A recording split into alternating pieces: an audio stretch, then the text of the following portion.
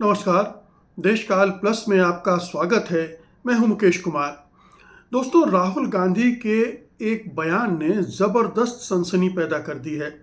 उन्होंने भविष्यवाणी की है कि प्रधानमंत्री मोदी 1 साल के अंदर हट जाएंगे, वो अपने पद पर बने नहीं रहेंगे। राहुल गांधी चूंकि बहुत सारी ऐसी भविष्यवाणियां कर चुके हैं जो सही साबित हुई हैं, इसलिए उनकी इस भविष्यवाणी को लोग पूरी तरह से खारिज नहीं कर रहे हैं, उस पर विचार करना चाहते हैं। ये ज़रूर है कि लोग पूछ रहे हैं कि राहुल गांधी जो ये भविष्यवाणी कर रहे हैं उसका आधार क्या है। क्या उनके पास कुछ पुख्ता ऐसे संकेत हैं जिनके बल पर वो कह सकते हैं कि 1 साल के अंदर प्रधानमंत्री मोदी पद से हट जाएंगे। क्योंकि आज की तारीख में प्रधानमंत्री मोदी तो पद से हटते दिख नहीं रहे हैं, बल्कि बंगाल की जीत के बाद वो और भी मजबूत स्थिति में दिख रहे हैं, राजनीतिक तौर पर मजबूत स्थिति में दिख रहे हैं। और तृणमूल कांग्रेस को तोड़ फोड़ कर अगर वो अपने संसदीय दल की ताकत बढ़ा लेते हैं, यानी सांसदों की संख्या बढ़ा लेते हैं और 272 के आसपास पहुंचने लगती है, तब वो और भी सुरक्षित हो जाएंगे।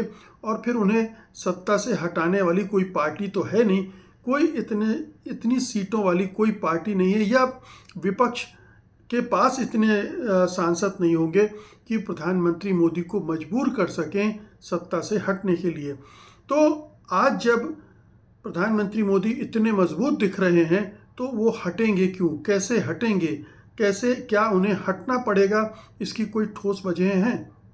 जहाँ तक राहुल गांधी की बात है, उन्होंने 3 मुख्य वजहें गिनाई हैं।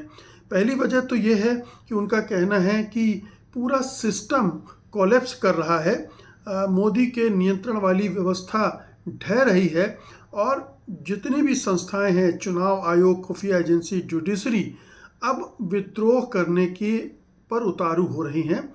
जितना दबाव पड़ रहा है अब उसका वो विरोध करने के लिए तैयार हो रही हैं और सरकार के आदेशों का, प्रधानमंत्री के आदेशों का पालन करने से कतरा रही हैं। उन्होंने इसके साथ इसमें यह भी जोड़ा कि मुख्य चुनाव आयुक्त ज्ञानेश गुप्ता और कई और लोग उनसे संपर्क करके उन्हें जानकारियां दे रहे हैं, और मोदी जब इन लोगों से मिलते हैं तो आंखें नहीं मिला पाते हैं, क्योंकि वो जानते हैं कि एक तो इन्हें मेरी चोरी का पता है, ये मैं कैसे अपनी राजनीतिक ताकत बढ़ा रहा हूँ ये सब जानते हैं, और उन्हें ये भी पता है कि ये लोग अब मोदी जी की जानकारियाँ लीक कर रहे हैं, लोगों तक पहुँच रही है कि हो क्या रहा है इस सरकार में, मोदी जी क्या कर रहे हैं।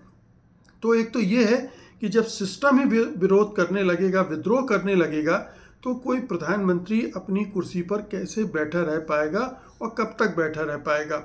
एक बात, हालांकि इस पूरे तर्क को बहुत सारे सवालों से परखा जाना चाहिए, इस पर मैं अभी आऊँगा। दूसरा यह कि वो अभी बार बार ये भी कहते जा रहे हैं कि एक आर्थिक सुनामी आ रही है। आर्थिक सुनामी आएगी जिसमें सरकार भी ढहेगी, प्रधानमंत्री भी ढहेंगे, और इसमें काफ़ी हद तक सच्चाई है कि आर्थिक तबाही आ रही है। और जिस तरह से अर्थव्यवस्था के संकेतक बता रहे हैं उसमें स्थितियां बहुत बुरी होने वाली हैं। ये राहुल गांधी के कहने पर आप बेशक मत जाइए, वो कोई अर्थशास्त्री भी नहीं है और विपक्षी नेता हैं, इसलिए उनके इस मामले में बयान को उतनी गंभीरता से क्यों लिया जाए। लेकिन अगर आप अर्थशास्त्रियों के बयानों को सुने, बातों को सुने, और उन अर्थशास्त्रियों की बातों को सुने जो प्रधानमंत्री मोदी के साथ काम कर चुके हैं, प्रधानमंत्री मोदी की तारीफ़ें करते रहे हैं, इस सरकार के साथ खड़े रहे हैं, वे भी अब कह रहे हैं कि चीज़ें बहुत बुरी तरह से बिगड़ चुकी हैं और अब मोदी सरकार उसे संभाल नहीं पाएंगे। सुब्रमण्यम स्वामी तो कह रहे हैं कि अक्टूबर में ही एक बड़ी तबाही आने वाली है। अगर इतनी जल्दी तबाही देख रहे हैं सुब्रमण्यम स्वामी, तो साल भर का समय तो फिर भी बहुत है, साल भर में तो बहुत कुछ हो सकता है। तो आर्थिक हालात बहुत ख़राब हैं, सारे इंडिकेटर्स बहुत ख़राब हैं, इसलिए जब अर्थव्यवस्था चौपट होती है तो फिर कोई भी सरकार नहीं बच पाती, कोई भी प्रधानमंत्री नहीं बच पाता है। तीसरा कारण उन्होंने दिया है कि जनता का दबाव अब लगातार बढ़ता जा रहा है, क्योंकि जनता में आर्थिक असंतोष बहुत बढ़ रहा है। जिस तरह से महंगाई बढ़ रही है, जिस तरह से बेरोजगारी बढ़ रही है, जिस तरह से भविष्य अंधकार में दिख रहा है, और जो क्वालिटी ऑफ लाइफ है उसमें किसी तरह के सुधार की संभावना वो नहीं देख रहे हैं। इसकी वजह से एक संस्थागत विद्रोह हो सकता है जो सरकार को गिरा दे। हालांकि वो ये आशंका भी जाहिर करते हैं कि मोदी इमरजेंसी जैसा कोई कदम उठा सकते हैं जनता के प्रेशर को दबाने के लिए और वो अपनी कुर्सी को बनाए रखने के लिए। लेकिन राहुल गांधी का तर्क है कि वो ये भी करेंगे तब भी नहीं टिक पाएंगे।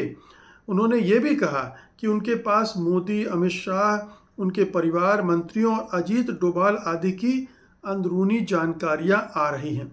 अब वो ये हवा में बातें कर रहे हैं या सचमुच में अगर उनके पास ये जानकारियां आ रही हैं तो ये तो बहुत बड़ी बात है कि जो मोदी जी की सत्ता के प्रमुख आधार हैं, अगर उनसे संबंधित जानकारियां आने लगें तो इसका मतलब है कि जो पूरी ब्यूरोक्रेसी है वो अब मोदी सरकार के चंगुल से निकल रही है और उनको हटाने की तैयारी भी कर रही है।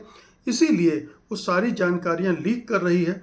जानकारियां लीक करने का मतलब ये है कि जितने भी दंड फंद प्रधानमंत्री मोदी ने किए हैं, उनकी सरकार ने किए हैं, अब उनकी जानकारी पब्लिक डोमेन में ज़्यादा आएगी और ज़्यादा पोल खुलेगी। उस सूरत में प्रधानमंत्री मोदी के खिलाफ गुस्सा भी बढ़ेगा, नफरत भी बढ़ेगी और बगावत के लिए एक माहौल भी बनेगा। अब इन सब को इस तरह से मिलाकर देखिए कि एक कांकरोच जनता पार्टी नाम की पार्टी अचानक ऑनलाइन बनती है और उसे इस पैमाने पर समर्थन मिलने लगता है। ये समर्थन कहाँ से आ रहा है, क्यों आ रहा है?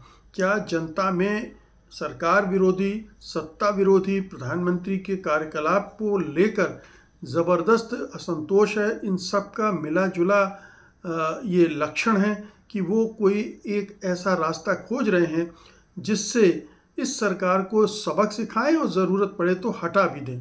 तो अगर ये गुस्सा जो ऑनलाइन दिखा है, ज़मीन पर इसका कई गुना ज़्यादा भी हो सकता है।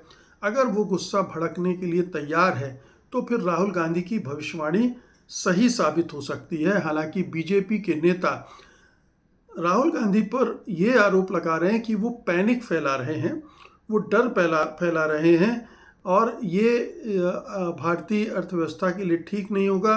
इसमें जाहिर है कि वो विदेशी षड्यंत्र और सोरोस और उन सबको जोड़कर भी बात करने लगे हैं, क्योंकि पैनिक सरकार के अंदर भी है, पैनिक बीजेपी के अंदर भी है और प्रधानमंत्री के मंत्रिमंडल में भी है, क्योंकि सबको एहसास है कि हालात बहुत तेज़ी से बिगड़ रहे हैं और ये कोई आश्चर्य नहीं है या ये कोई झूठा दावा नहीं है या कोई ऐसे अर्थशास्त्री हवा नहीं उड़ा रहे हैं कि हालत ख़राब है।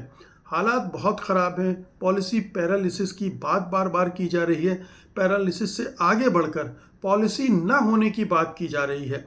सरकार के पास कोई इस समस्या का समाधान नहीं है, कोई रणनीति नहीं है, ये स्पष्ट होता जा रहा है। ऐसी सूरत में अगर साल भर के अंदर हालात बदलने लगें तो कुछ कहा इस पर हैरत नहीं होनी चाहिए। अलबत्ता बहुत सारे लोग मानते हैं कि प्रधानमंत्री मोदी इतनी आसानी से तो सत्ता नहीं छोड़ेंगे, वो सत्ता पर डटे रहेंगे और कोशिश करेंगे साम दाम दंड भेद से कि वो अपनी सत्ता को बरकरार रख सके। बहुत बहुत शुक्रिया आपका, धन्यवाद, नमस्कार।